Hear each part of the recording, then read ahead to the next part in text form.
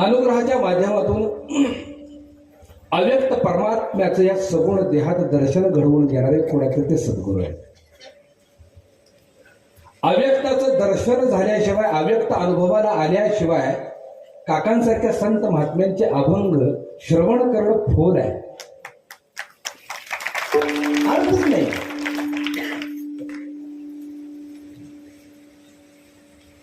या संत महात्म्यांनी प्रत्यक्ष अनुभव सांगितलाय. निर्गुणाचा संग धरीला जो आवडी, तेडे केले देशोधडी आपण असे. संग कोणाचा केलाय? सगुण अवस्थेत असताना गुरुबा काका निर्गुणाचा संग केला म्हणून सांगतात.